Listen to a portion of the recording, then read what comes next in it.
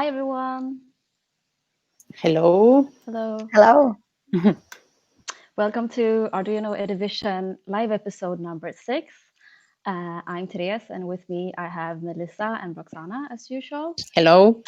If this is the first time you joined, this is Arduino EDUvision, which is a show made for educators, parents, and students to support you learning and teaching from home.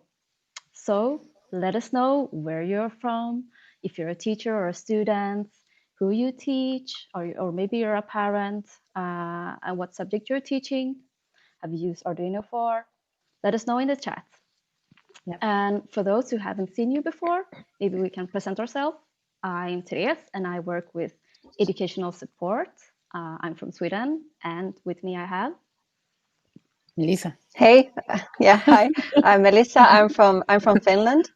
And at Arduino, I work in the content team. So I work with the educational kits that we have, for example, and now I'm working also with the videos that we make for example, for the starter kit.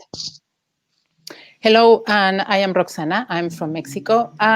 What I do at Arduino is working with our educational training partners, doing training online and on-site. So, and of course, together with Teresa and Melissa, we shoot the tutorial videos and hosting the live session. So we already have some comments on the chat. Yes. From Pakistan and from India. Hi, everyone. Natalie from Canada. Italy, Portugal. Nice to see everyone here. Argentina. We have a student from India. Yeah. Let us know if you're an educator, student, parent. Physics teacher from New York. We're broadcasting in Facebook and YouTube at the same time. So if you don't see the other comments, it's because it's on the other platform. Argentina. There are many people from Argentina. Nice. Yeah, cool. And there's a parent who has a kid in a robotics team.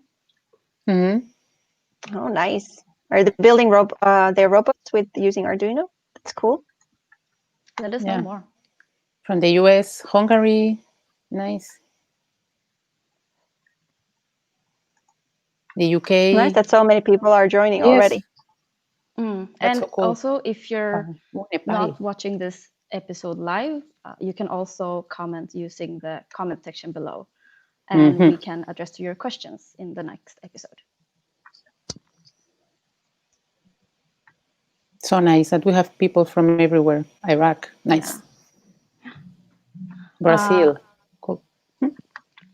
I can also see that we have some developers and programmers. And to you guys, I would also like to tell you about our other live show that we have at Arduino, which is called Bar Arduino. It's hosted by Massimo and Benedetta on Tuesdays at 9 p.m. Central European Time. And that show is more focusing on the maker side, while this show is focusing on the educational side for parents and teachers. Exactly. Greece, Sri Lanka, South Africa, Croatia. Wow. That's so nice.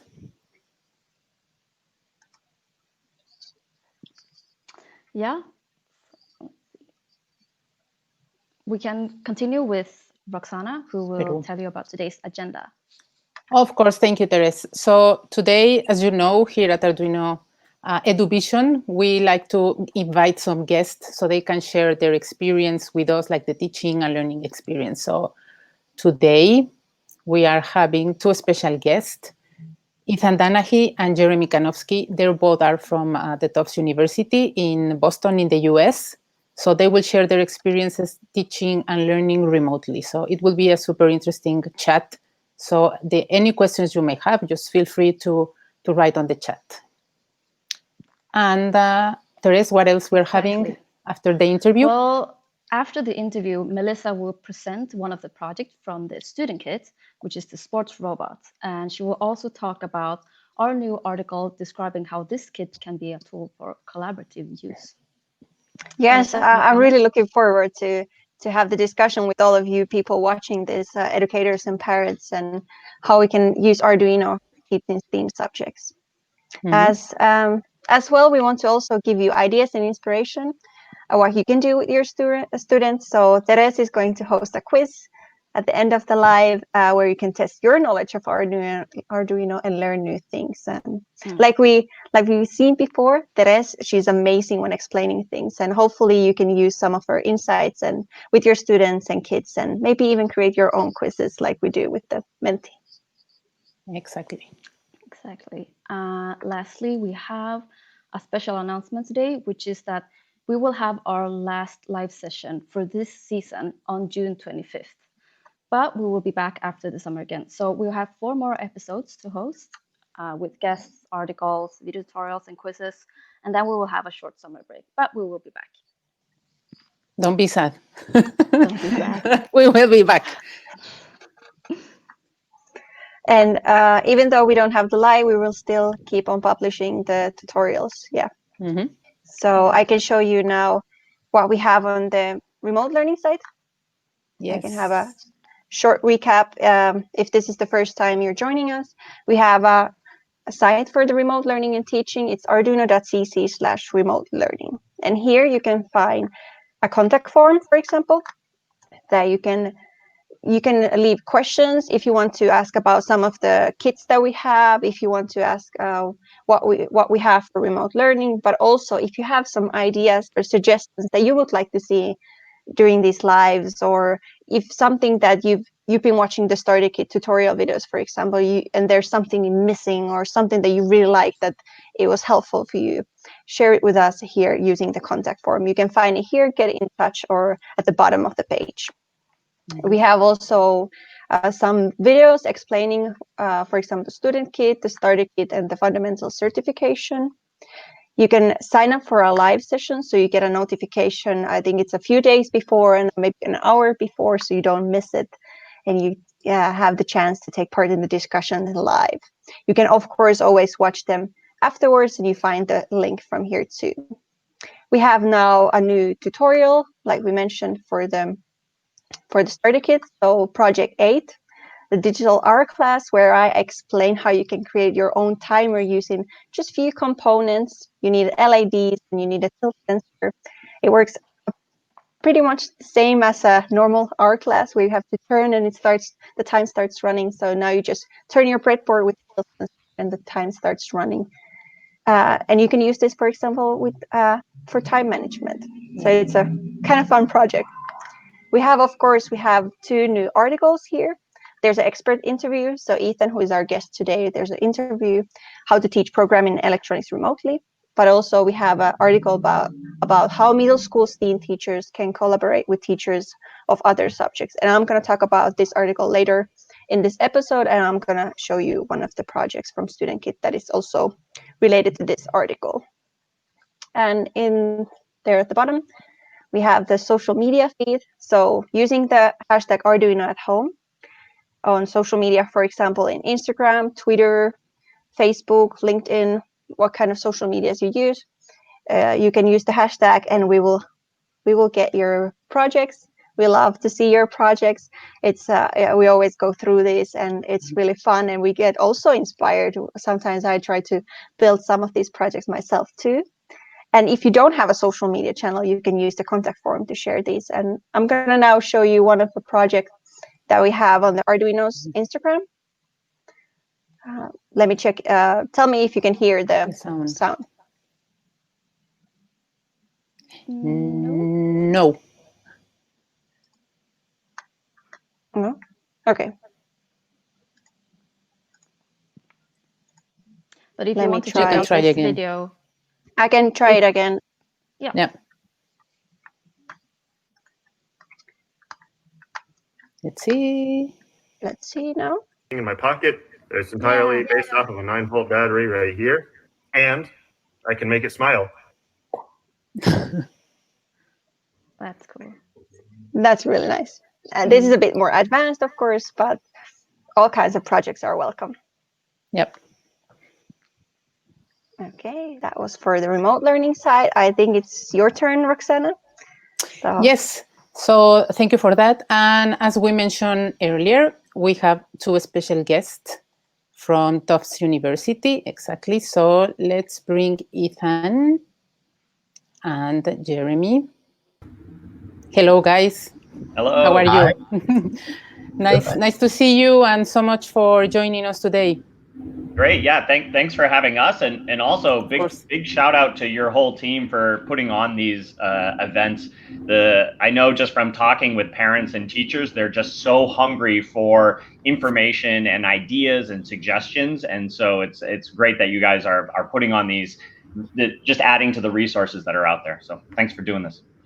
No, thank you for coming. It's very important that parents and students and teachers can learn from others what you are doing and inspire them, and hopefully they can replicate it. So please, Ethan and Jeremy, could you please tell us a little bit more about yourself and what do you do at Tufts University? Sure, I'll start. My name is Ethan Danahy. I'm a research assistant professor at Tufts University within the School of Engineering. I do research into educational technologies, so both looking at what's already out there in the world, examining how it works, the effectiveness of it, as well as developing new tools of our own. And this could range from new hardware to software interfaces, and actually rethinking about the whole environment of teaching and learning. So how are classrooms changing in the new day and age? And a lot of this work happens at a center at Tufts University called the Center for Engineering, Education, and Outreach. We've been around for 25 years looking at engineering education, both at the university level, but also at K-12, and thinking about how we do more hands-on project-based learning and what's the effective way of doing that, both from the education research side as well as the tool and technology development side. Great. And what about you, Jeremy? I'm Jeremy Kanovsky. I'm an undergraduate student at Tufts University, and I work a bit with Ethan Danahy in helping him teach courses, but I also do some outreach in our community where teaching students about Arduinos and electronics and trying to bring education for engineering to be a bit more accessible for students all around. Yeah, so thank you. And Ethan, now that you were mentioning something about hands-on and project-based learning, we heard a lot about that, but what is exactly this is? Yeah, I mean, it's certainly a definite passion of mine and a sort of educational philosophy that we embrace very strongly within our research group, and then, of course, at Tufts University and spreading beyond. You know, the traditional style of teaching with the lecture, where the teacher has all the information, is just telling the students are doing rote work just to memorize and repeat back what they have heard. Yeah. That has been shown to not be effective, and anecdotally as well, we certainly know that it doesn't work as well as when students are fully engaged, both mentally but also physically engaged in their own learning. And so we really embrace this idea of project-based learning, where we're giving real-world projects that they have to solve. Sometimes that's done in the pure digital space. Maybe you're doing a research project and then presenting about that, making a poster or a presentation. But also it's great when those can then involve hands-on creation, when the students themselves are inventing and designing, making, and creating. And of course, that could range from doing it with craft materials and just found materials around your house, or all the way up to more advanced technology-based projects. And when you start getting into that space, especially in education, you're always looking for tools and technologies that lower that barrier to entry. How can we put tools into our students' hands that allow them to express their ideas, to create and make things that they want to make, but as easily as possible, so that they can get as far through a project with as few barriers as they can. Yeah, so this is a really good way to enhance creativity and collaboration, right, between students and also, yeah, I mean, that's a whole nother piece of it, yeah. Right? So hands-on project-based learning, of course, could be done individually, but it's even better when it's done as a group, because then you're not only building some of the really important 21st century soft skills, such as you said, collaboration, communication, and these types of things, but also you get to lean on your peers to help you learn.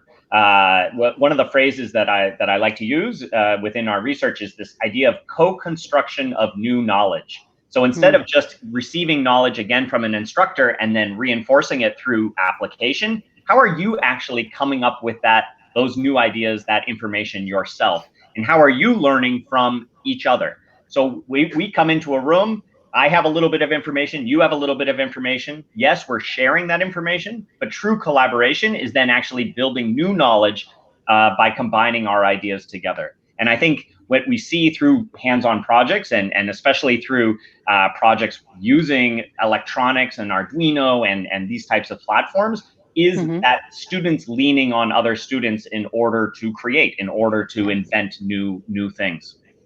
Yeah, exactly. And Jeremy, you also are part of the Tufts Maker Space Maker Club, right? Correct. Yeah. So how do you see like student involvement in these hands-on activities? It's really as Ethan was saying, where students are much more motivated and much more willing to learn if they can do so in a collaborative environment. Yep. Something especially hard with working from home and the coronavirus is having the same level of engagement between students as they're working together on projects.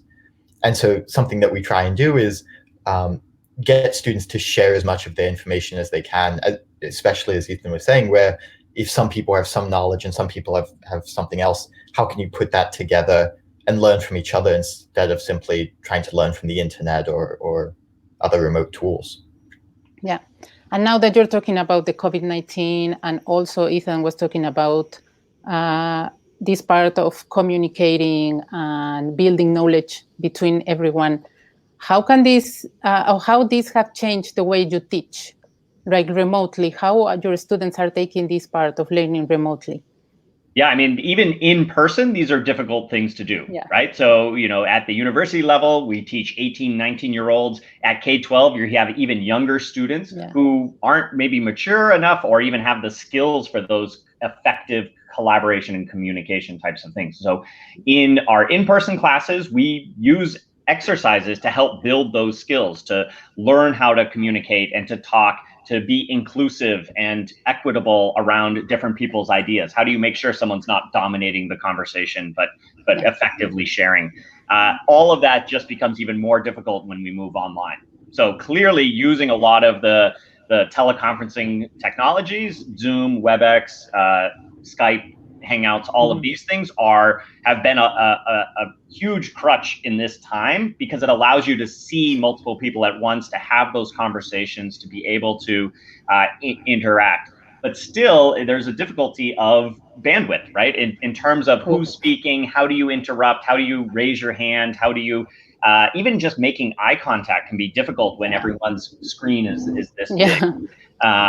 That said, there's also the flip side of these tools that are great in terms of having the running chat along the side and being able to issue digital polls and get a feel of what the room thinks. In person, we often fall back on old tropes such as saying, everyone understand, and looking for nods. But that's not a really effective way of getting what's actually happening inside students' heads. And so I'm also always looking towards what are tools and technologies that can document students' work and document students' thinking and make that accessible both to me as the instructor, but also to each other. Make it accessible in a digital form so that students can have that time to parse the information, digest it, interact with it, and then build on it. Which the digital form and this remote learning actually gives you time and space to do that, which might not happen in a live classroom where, you know, that train is moving, and if you miss the stop, you're lost, kind of thing. Yeah, exactly. So as Melissa mentioned before, we have a full article with Ethan, and there on that article you mentioned that some of your favorite tools are YouTube, because that allows you to kind of keep track of how many students are watching the tutorial. So what other tools do you use? For sure. I mean, speaking of YouTube and sort of video hosting platforms in general, you know, that flipped classroom model now is even more important in this digital teaching, remote learning methodology. So, you know, it's not good to sit there and lecture in person, and it's even worse when you're just attending a Zoom class and the teacher is just talking at you. So how can we offload a lot of that into video snippets and video clips that students watch independently, on their own, at their own pace, on their own time, so that when we are physically co-located, like we are right now, we're having a conversation, we're having a discussion, we're actually interacting with each other as opposed to just sitting and listening. And so what I really liked about YouTube and hosting sort of flipped classroom videos is some of the statistics that come out of that. You can see when students are watching it, when they're dropping off, what concepts they're getting, and what parts they're rewatching, so that you can reinforce those ideas then through discussion. One kind of funny anecdote is when I assigned these videos into my class, in the YouTube statistics, I would see actually 3 spikes happen. The first spike was when I assigned the video, and you have those students that immediately rush home and do the assignment. And so I would see that initial spike. The second spike would come when a student needed that to complete a project. So when they suddenly sat down to do a hands-on project and realized, wait, I don't understand what I'm doing, they would then fall back on those video snippets, and I would see the second little spike. The third one came when there was an exam. The day before the exam, my YouTube channel would always have a huge spike as the students would try to review all of the videos right before having to come into class. But you asked about some other tools and technologies that we could use for sort of remote teaching and learning. There's certainly ones that are education specific, and then there's ones that are being used in industry right now for remote collaboration. And I think it's great that teachers sort of look to industry and see what the practices are and the techniques and the methodologies, and actually bring some of those into the classroom. It's good, one, because these are commercial products that are tried, tested, and have a strong back end, so they're well supported. But then two, it's also important for our students to get exposure to these tools and technologies that they might eventually be using when they're out in the real world. So thinking about Slack and Discord and a variety, and GitHub and other tools that are used for doing effective collaboration digitally. Then there's ones that are certainly also specific to the classroom, and one that I think I talked about in the article interview was visual classrooms. Yes, this is actually a product that came out of a research project that we were doing at Tufts University, sponsored by the National Science Foundation. We studied how can students collaborate better, and how can a digital interface help support those interactions. And what's great about, and then we took this research project, and actually it spun off independent from us into a company called Visual Classrooms. It's integrated into learning management systems, so Canvas and others. And what it does is presents a sort of digital whiteboard that shows that the teacher can customize a prompt, can ask the students questions, or hopefully more than just yes or no questions, but deep thinking questions. And students can all reply in these Post-it note-like responses that other students can tag, can comment on, can actually even physically rearrange and reorder. And what this does is illuminate what other students in the class are thinking. Sometimes as a student, you feel very distant and isolated from your other students, especially in the case where you're feeling lost and you don't understand what's happening. And now where we're actually physically isolated, it's even more of that case of where you feel like you're on your own. And so looking at tools that bring students' ideas together gives them insight into what each other are thinking. And what we've seen and heard from students is they say comments like, oh, wow, I never thought about it like that, meaning how another student in the class was thinking. Oh, I could see a student's thought process as they worked through a problem. And so this screenshot here shows text, but of course you can add pictures, video, code, drawings, sketches, all kinds of different multimedia representations. And so as you're doing a project, like if you're building a circuit or writing some code, you can actually share that within this type of environment. So it could be very supportive of a teacher trying to do remote learning, see what students are doing, but also students helping each other as they're debugging projects. Yeah, that's super interesting tool. And also, if people are never thought about using YouTube, like the way you describe it, and just check statistics is really important for teachers, because maybe they have never thought about using YouTube to track their students' behavior or something. So it's really nice that you mentioned that. And now you, Jeremy, as a student and also being a part of the makerspace, how are you doing now with this remotely part? Are you still doing things in the makerspace? How do you communicate to each other? How do you share your projects, like documentation? Yeah, it's certainly more difficult now, to be honest. And part of it comes down to the having access to a makerspace gives everyone kind of equal footing in terms of access to supplies and materials, and simply being around other people can often motivate you to work on new things and learn new skills. Being remote is, to be honest, difficult in that regard, but I find that people are still working on things in that even just having an Arduino board at home or any type of prototyping equipment, people are still able to work on projects. And the collaborative nature has just kind of shifted to a Zoom paradigm. Instead of sitting next to someone and working on things together, being able to sit in a room with the other people on your team or your project, or working on a class thing together. In a way, it's very different, but in another way, it's very much the same that we've been doing. Just over video. Yeah, and Jeremy was a great help to me this past semester. So I was teaching an introduction to computation for engineering, where we actually, every student had to buy their own microprocessor, and we were teaching how to program and to control it. And mid-semester, when COVID hit and everyone got sent home, they took their microprocessors home. But then suddenly we as instructors, and Jeremy as my teaching assistant, were trying to debug these circuits and hardware setups remotely. And so, again, the strategies of using Zoom, of using teleconferencing. And the other thing I did was I wanted to make sure, as we talked about this idea of when the students are home, they're so isolated, but I wanted them to feel like they were still part of a community. So I took my entire class roster, broke it down into smaller groups, because that small group communication is important, and then had each TA actually sit there with that small group on Zoom calls, where sometimes they were just sitting there working independently, but felt like they were working next to each other and could ask a question and sort of respond in real time. Yeah, that's really important, because sometimes emotionally that's super hard now, like you feel isolated, alone. So yeah. And also, now that we were talking about the makerspace at Tufts, Jeremy shared with us 2 projects that it would be super nice if you could explain them. Just let me share my screen so they can see what you are doing there at Tufts. So could you please explain a little bit more about this project? Sure. So this is a project that I've been working on for the past 2 years with a bunch of friends. And Ethan Danahy's great in that a lot of his classes are very hands-on, but unfortunately not every class is hands-on in that same way.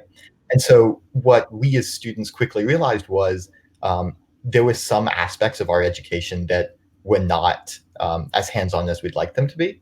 And so we started working on a series of kind of independent projects where we could take what we've been learning and apply it.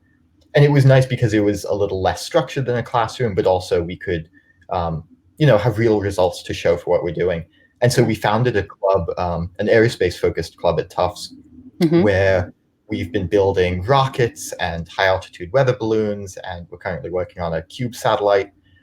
And so this is a cool project that we were working on last year, where we built a prototype rocket and launched it.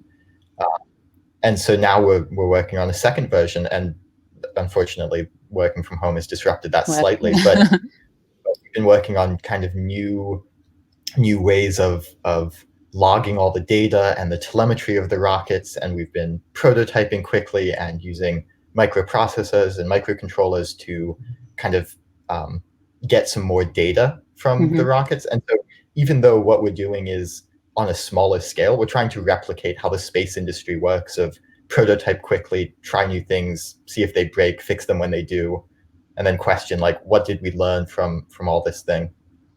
Yeah, Jeremy, can you share some of the specifics of the hardware that's inside? I think people would be interested in hearing that. Yeah. So our new rocket is using a Arduino Nano 33 BLE Sense, because the sensors are built in. And what we've chosen to do is attach both an SD card module and a radio module, so that we can stream telemetry back to a base station over radio, but at the same time log everything on board. And so it's interesting because in classes we've learned about kind of the individual components of what we're doing, but being able to put it all together and realize fault tolerance exists, and it's possible we're not going to recover the rocket, or that something's going to go wrong, and to try and build redundancy and also kind of learn from that too. And that's the beauty of project-based hands-on learning, right? So in the classroom, we learn so much theory, and you can come out thinking you understand and know it, but when you really go to apply it, you realize all of those edge conditions and the real world constraints that happen when you're implementing something like that. Yeah, that's really important. That part of making because sometimes when you're working also with electronics, you don't see the application part. And now when you do this, it's really cool what you can actually able to do. So it's really nice. And could you tell us about this other project, please? Yeah. So in the same vein, we entered a competition at Trinity College for a firefighting robot. And so in this, we were using an Arduino Nano to autonomously navigate through a maze and extinguish a candle. The theory being this is replicating kind of if you were to build a larger scale robot and send it into a scenario where you have to extinguish a fire, but also are unaware of your environment. And again, like the cool thing about this sort of project is it kind of brings together all the individual pieces of what people know. For example, someone built the circuits and the wiring that went into this. And then someone else programmed it using path planning algorithms and wall detection. And it kind of brought everything together with mechanical design from some students and electronics from other students and computer science from yet others. And yet everyone came out of it having learned a lot from the experience. And it was great to be able to work together on something and kind of bring each individual piece of knowledge together. Yeah. So thank you, Jeremy, for sharing these projects. And also you can check at Tufts University. There's also the maker page there for you can check a lot of projects, really interesting projects that again can serve you as an inspiration to build your own stuff. So that's really nice. So now that again we're talking about hands-on learning, how can you now with this situation make sure that your students are taking the best experience still like virtually with the hands-on part? Yeah, it's hard. It gets much more difficult. You know, one piece is even just the home environment and what does your setup look like? I mean, you can see my home office is also a bedroom, right? And so doing project-based learning where you have limited space and a chaotic environment. I mean, that's the beauty of a makerspace, an educational makerspace, is it's a dedicated space for doing this type of work. So certainly encouraging students to set aside space, time, think about the environment so that can help the students focus. Debugging seems to be one of the most painful points in terms of getting through these projects remotely. Screen sharing and seeing code and also having collaborative editing environments has been helpful in terms of being able to do some of the debugging pieces for software. Of course, the hardware piece still remains a bit difficult. One of the tricks that I've used is I've mounted a webcam on a bendy arm, which actually I have here. And this has been really helpful in terms of being able to show not just my face talking or holding things up at awkward angles, but also being able to show sort of a top-down desktop view of what's actually happening on my desktop. So here you can see, I just printed this out, but this would be a sort of representation of how I might actually work with somebody and start to explain something in a more physical manner, showing what's actually happening on my desktop as I'm working through trying to debug what they have. And if possible, it'd be great if students had that too, because I'm trying to see what they have. What Jeremy and I found when TAing and instructing was a lot of cell phone video emailed back and forth, these types of things to try to understand what's happening. Yeah. To jump in on that quickly, one other thing we found was even just asking students kind of what have they been doing to debug oftentimes gives us more information than asking them to kind of explain the problem, because it helps us get into their mindset of what problems they think they have, and then for us to see what problems do they have versus how are they approaching them and what's the best way to kind of help them walk through how to solve it on their own when we can't be there. And back to those concepts of communication. I mean, from an instructor point of view, one of my most frustrating thing is when I would ask a question like that. What have you tried? What problems are you experiencing? And students just not being able to sort of verbally or of course through text capture and explain what it is that they're doing. To me, that's almost some of the more important skills than the actual, hardware or implementation of the project. Yeah, the communication part. So very important. Yeah. And then how do you see after this COVID-19 situation passed, hopefully soon, education as we know will change, or is already, of course, it's already changing, but how do you see it, like maybe in the near future? Right. Well, there's two things. There's the near future and then the far future, right? Yeah. So near future, we're all scrambling to sort of figure that out. So of course, we're hoping to be back in person this September. That said, there's going to be some of our students that aren't there. And so how do we now teach in a hybrid model? It's not all in person or all virtual, but when some students are in person and some students are virtual, how are you, again, thinking about equity, inclusion, and access? How are you making sure that everyone's getting a good experience in that sense? The other big question is around social distancing. If we're back in person, but still having to remain 2 meters apart, how are we actually, doing hands-on project-based learning in a group way? So these are some things that we're having conversations about.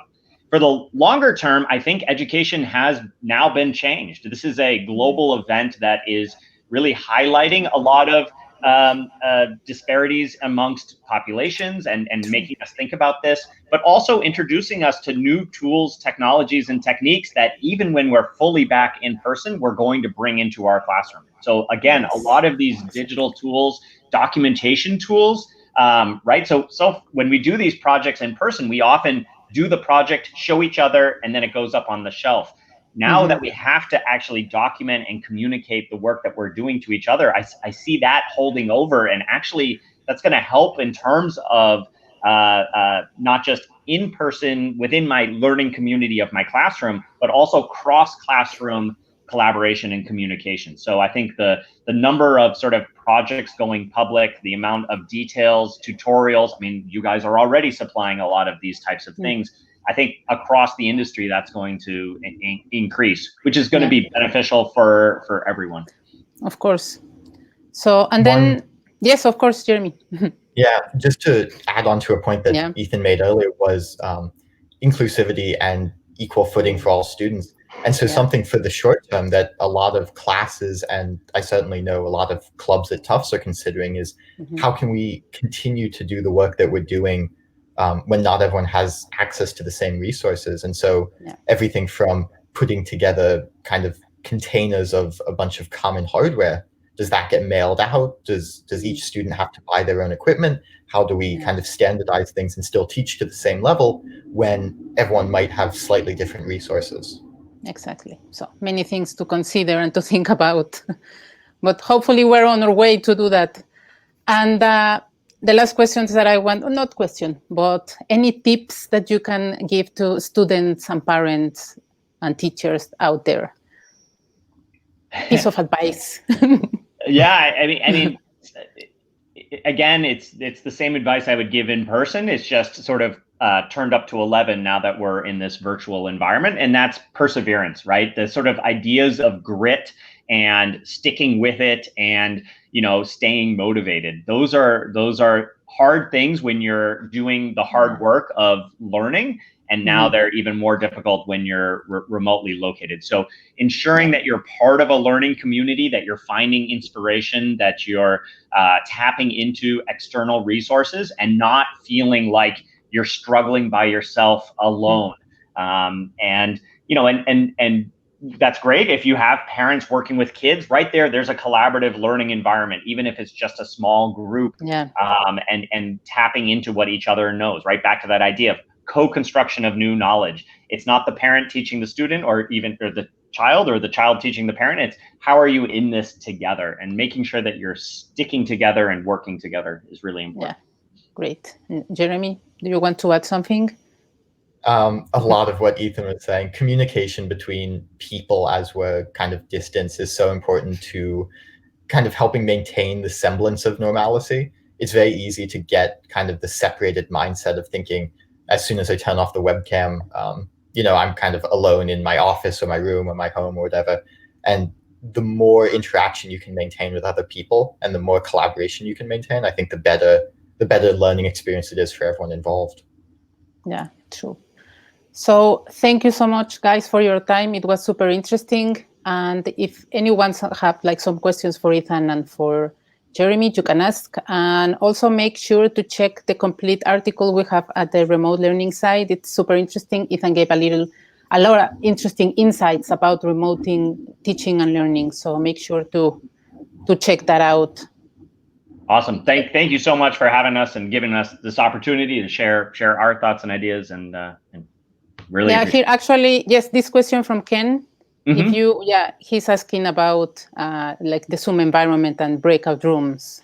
Yeah, for sure. The breakout room piece is a great addition to the Zoom piece, because those large classes just are not motivating and are not sort of engaging to the level of a small group discussion. And so definitely the breakout room piece. What we often do is combine the breakout room with another tool or technology like Google Docs or something like that, where the small group discussion, ideas, brainstorms can then find a way to be filtered back up to the larger group, right? So that's what can often happen is sometimes you're in your small group, you have great interactions, but nobody else in that room is benefiting from that. So something like Google Doc or back to visual classrooms, how are you using these other tools in connection with the video conferencing in order to effectively communicate cross-group, not just intra-group?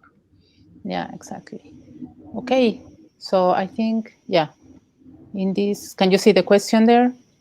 Yeah, sure. Yeah, I mean, so this question of same effectiveness and being equivalent, we should not set that as the bar. Straight out, we're not going to be equivalent. But there's pros and cons of both in-person and online. And so how are we combining the pros of the in-person with the pros of the online, both when we're either virtual or we're sort of in person? And that hands-on piece, Jeremy talked about, do we ship kits to people? Are they all getting the exact same materials? Maybe they're not getting the exact same materials. But in some ways, you can glass half full either of those situations, right? So if they have different materials, that's almost exciting from the sense of implementing a hands-on project where, because they have different materials, they have to implement something different. And so you're resulting in a diversity of solutions across your classroom anyway.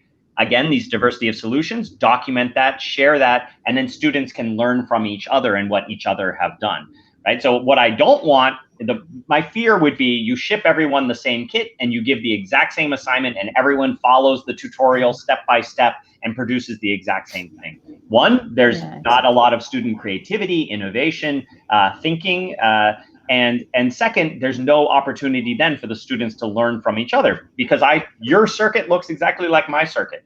But suddenly when you start doing things that are different, and if people have different sensors and are trying to, detect where the wall is using different methods, now suddenly you have the ability to do that collaborative learning and starting to build a learning community where they're learning from each other.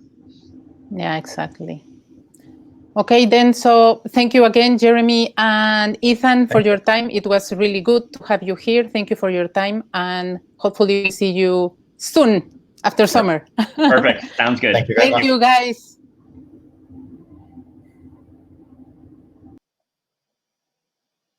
Thank you to Ethan and Jeremy. And now we go back to Melissa. Yes. Thanks, yeah, Melissa. It's my turn to talk about a bit of the student kit, actually. So some of you maybe already know what is the student kit, but I'm going to have a short recap of what is in the kit. So let me share my screen here. So you can see some of it here. More short clip from our YouTube channel that you can go check it out later if you want to. But this kit is designed for homeschooling, including step-by-step lessons and complete guidance to support educators, students, and parents to keep learning and teaching from home. It introduces the basics of electronics and programming, and you don't have to have any prior experience on those topics. It is for middle school students, and one kit includes everything that one user needs, even if the user is a student or an educator. And as you can see, the box has an Arduino board, a set of commonly used electronic components, and a multimeter, for example, to be used with different experiments. But the kit is not just the hardware. It also comes with the online platform that has 9 lessons and 2 open-ended projects, and then it has content for more than 25 hours. So there's a lot. And the content takes students to the world of technology through building and fun and interesting projects. And I'm going to actually show you now one of the projects. I went through one of the lessons called the sports robot, and I built my own football robot. I'm going to share my other camera.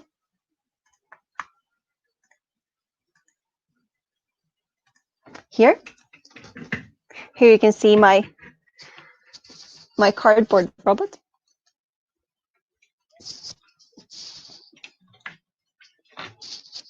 And this is I made there's a servo, so you can see servo is attached to one of the legs, and you can either hold the robot from here, or then I also realized that you can put a pen in here, so it's even easier to walk around with the robot. And the idea is that you can use the potentiometer to control the leg. And now when I go to the balls, I can kick them.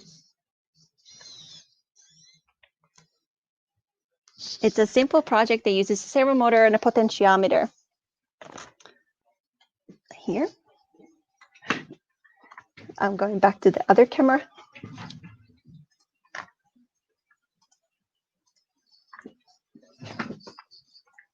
Yes.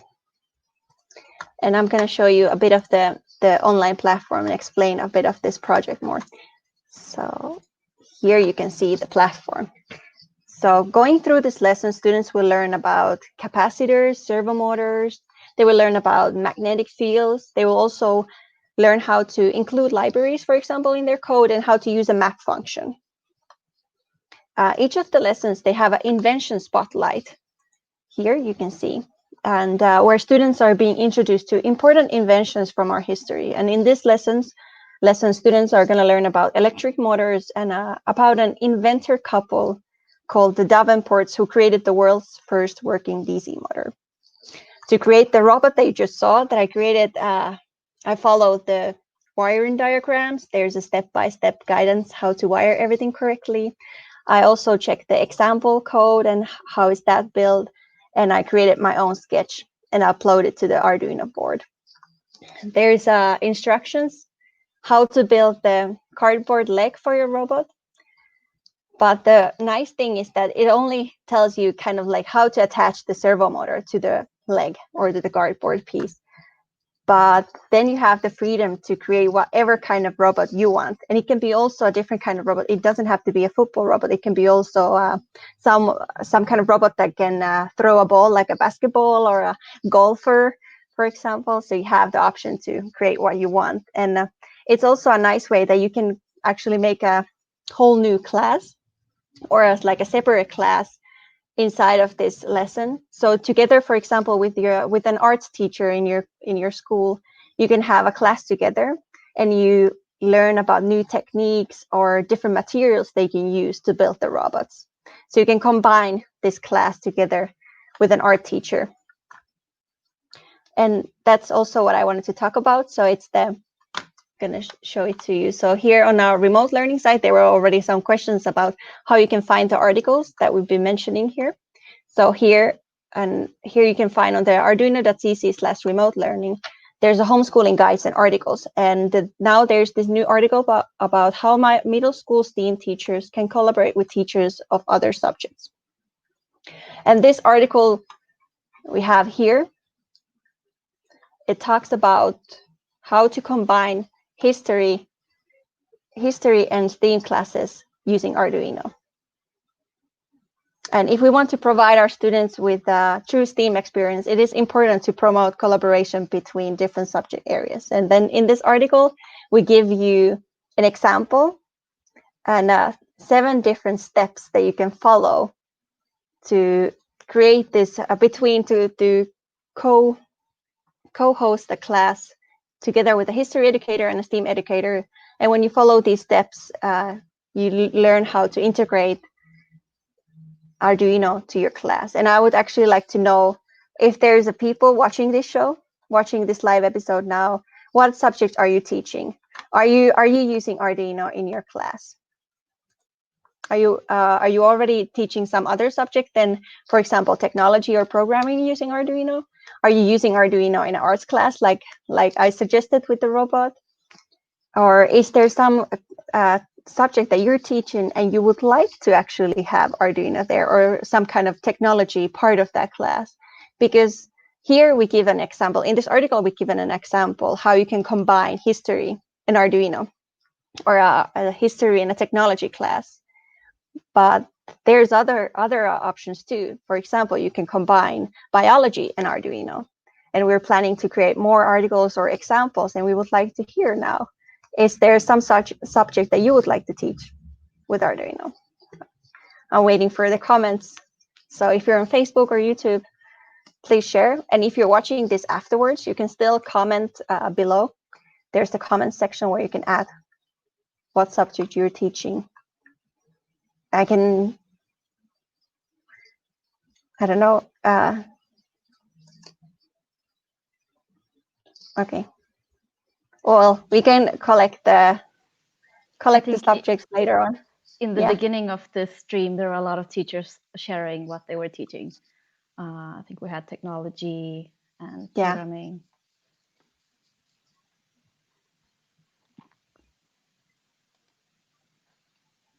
We have someone that has been using Arduino in their physics class, so I think physics is a popular subject to use Arduino with. Biology. Learning a lot of it. Bio. Yeah, studying circuits, it's a great way. And oh, look at this one. Okay. Programming. Cool. Nice. What kind of art have you? That's really nice. What kind of art have you created with Arduino? I know there's a different also like light shows that students been creating using Arduino. The Arduino, the student kit especially is good for the example with the history class, because each lesson has the invention spotlight where we talk about technology and history. And in the article, we give examples how you can combine that with history classes. Automotive. Nice. So it's not only you can use the kit not only to teach programming and robotics and coding, so you can teach different subjects using the kit collaboratively with other teachers. So that's a really nice option. Yes, and then you can, of course, expand biology, for example. Yeah. Exactly. Yeah, we have so many sensors. Definitely, yeah, greenhouses and environmental shields and all those. And no, there was a...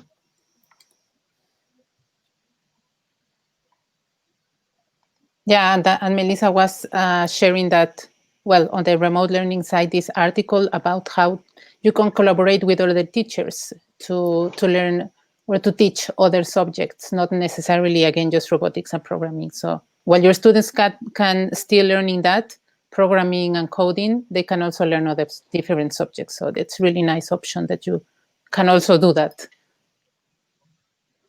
Yeah, it's nice that you can also study the things in practice. You can do your own experiments, and you don't always have to just read the theory, for example. Mm-hmm. So you can, and with this robots, for example, you could have a competition with your friends who can kick the ball furthest, or have a match where everyone has their own robot and they have 2 goals and you try to. Mm-hmm. So also what Natalie says, that she has so interesting projects using or combining poetry, history, and architecture. That's really nice. That seems interesting. Yes. Yeah. We would like to know more about that. Yeah. Yep. But I think we can move forward. You can have them. It's a quiz time, I would say. Oh, it's the quiz time. Woo! Yes. And So, if you're watching this later, so comment, then please share what subject you're teaching or what you would like to teach with Arduino. Yeah. Yes. Exactly. And also for you guys who are watching this later, we're having a live quiz during the live show every time. So if you're joining live, you can actually participate in this quiz. So that is what I'm asking you to do now. So go to menti.com and use the code 48, 39, and 46. So just grab your smartphone, go to your web browser, and go to menti.com. Rox and Melissa, you should Yes, also play. Great. I am. Nice. So So Menti, everyone watching, please join the quiz to see who knows the most. I will quiz you about some electronics and programming, Arduino related, but also a little bit of what you've been hearing during this live session to see if you remember. Ethan and Jeremy also join the quiz. I will give this a little while so you guys have time to take out your smartphone and go to the browser and type in the code.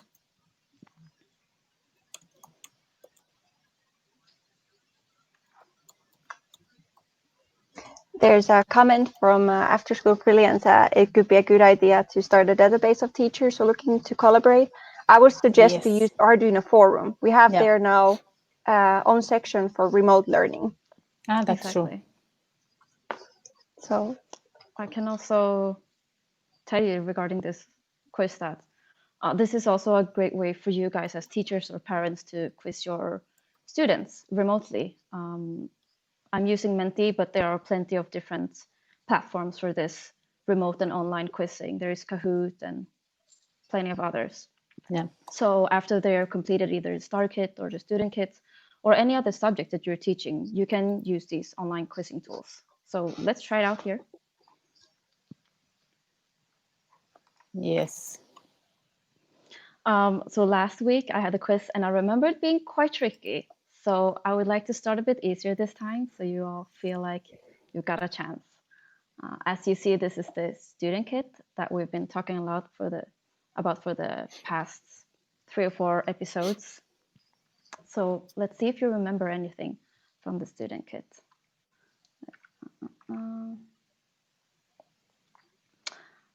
We have some players ready. So I'm going to wait for a few more seconds and then we'll continue. And there is something with the delay, right, Therese? Exactly. So since we're broadcasting this, I think there's a bit of 10 or 20 seconds delay from where I'm reading the questions until you actually see them. But in your phone, that delay is much shorter. So I will try to read the questions, wait for a few seconds, and then I will click on to the next slide. So let's try that out. Yes. Usually and you this can delay. always. Yeah, I wanted to say that if you're a teacher and you're using this during like Zoom or live, you don't really have that delay. The delay is only for the broadcast. So if you're an internal team, you will not have the same issue. Yes. And you get all the questions in your phone. So even if you're following just your phone, kind of, it's okay. Exactly. Just follow your phone. All right. So the first question is. Yes. How many students is the student kit designed for? Let's start with an easy one. So I'm waiting a few seconds before I pop up the question for the delay. Yep.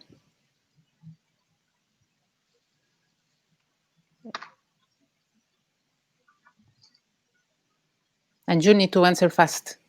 Yeah. Exactly. The faster you answer, the more points you get. You should look at your phones now.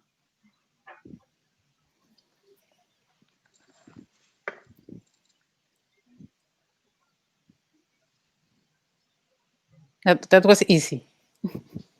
I hope that was easy. Yeah. Yeah, if they were listening, it would be easy. Yeah. Yes. See that most people got it right. So the student kit is an individual kit, which we designed especially aimed for remote learning and remote teaching. Yes. And it's a kit that aims for students between 11 and 14. But we also have another individual kit, which is the starter kit, targeting a bit older students, around 14 and up. So both of these kits are individual kits, which suits perfectly for remote learning. Exactly. And in these kits, you'll learn about components, and components can have something called polarity. So the question is, which of these components does not have polarity? Answer as you want now.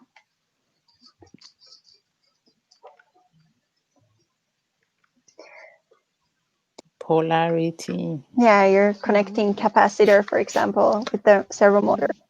So you need to connect it the right way. Exactly. See how many people know about polarity.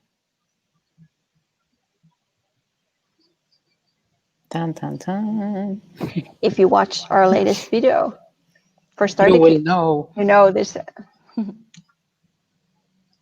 Yes. Exactly, it's the tilt switch. So some components are polarized, which means that current can only go through them in one direction, or should only go through them in a specific direction, which means that you have to place them in the correct way in your circuits. But some components, they don't have polarity, which means that you can connect them in any way. So current can flow in both directions. Yep. And so the tilt switch, which doesn't have polarization, we used in our latest video that we published today in the Digital Hourglass project. And the Digital Hourglass project will create a tool that measures time. So, question, which function returns the number of milliseconds that has passed since the board began to run the program? Answer on your phone. This is one of the Arduino's built-in functions. Exactly. So which one is it? Or what's the name of it?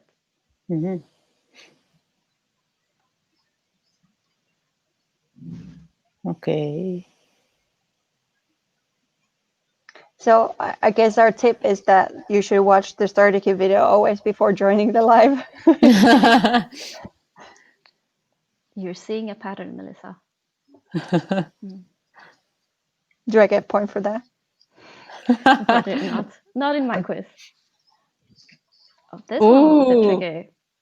It is actually called millis for milliseconds. And with millis, you can measure the time that has passed since you started to run the program. We have a leaderboard. Let's see who played with us this time. Oh, a lot of new names and some old names as well. For once, I'm in lead. top 10. Really? Yay!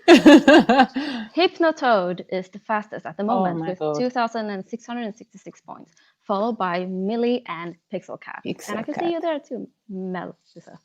Nice. Next one. Yeah, so after you finish all of the projects from the starter kit, you can, as you know, get certified. And if you use, so since you can get certified, I also want to show you some of the questions from the certification. So here follows a question from the fundamentals exam. If you use a switch statement, which of the following statements is mandatory to include in the Arduino program?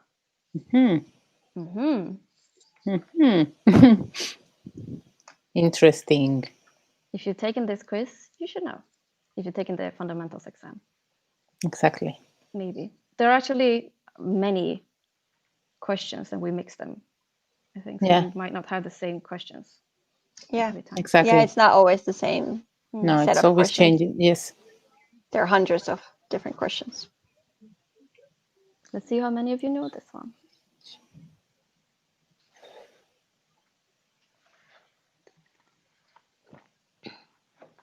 Three, two, one. That's up. Case. It's case. So usually you call it a switch case statement. And talking about something a little different. We mentioned today in this episode that we have another show, remember? Another show that talks more about tech and making using Arduino. So this show, as you know, is targeting educators, students, and parents when we talk about a lot about teaching and learning remotely. But we have another show on Tuesdays at 9 p.m. with Massimo and Benedetta, talking more about the tech world and makers and making with Arduino. And the question is, of course, what is the name of this show? Wow! It's live on YouTube every Tuesday at 9 p.m. And this is the English version. I know that there's an Italian version as well, but I'm not sure when that is. But the name is the same. The name is the same. So if you find this, you will also be able to find the Italian one. Exactly. And it has a really cool name. And what is the name? I know in one of the episodes, at least, Massimo explained where the name comes from. Exactly. Interesting. EDUvision, Arduino Talks, Arduino Time, but Arduino. 3, 2, 1. Let's see. Nice. Yes. It is Bar Arduino, and myself, I don't know why it's named Bar Arduino, so I need to go and check that video out, I think. Yes, check that. Interesting. Check that out. I'm surprised no one clicked the EDUvision, because that's kind of good, because we're EDUvision. Yeah, exactly. Good, funny. guys. I thought I was witty when doing that EDUvision. Yeah. I guess not. So it's time for the scoreboard. Yeah, Bar Arduino is Bar the correct Arduino. one. Nice. Okay, let's see. Who won? Was Millie faster? No. It is Hypnotoad. Congratulations, Okay, Hypnotoad, nice. with 4,569 points, followed by Pixel Cat and Millie. Good. Baha and Mel following also. So thank you for Awesome. playing, and congratulations. Share your results on social media if you want to. And that's all for today's quiz. Nice quiz. It's always super fun, and we learn a lot. Thank you, Therese. Thank you. Thank you too. And actually, I think that's everything for today. Or do you guys have anything else? I think no. I think that's everything for today. Yeah, just thank you everyone for joining today, and see you next week. Really? Next week, we're going to have a parent talking about learning at home. I know, yes. So check our social media to know who is coming, what are we talking about. Yes. See you then. Thank you. Thank you, Melissa and Therese. Bye. Thank you. Bye.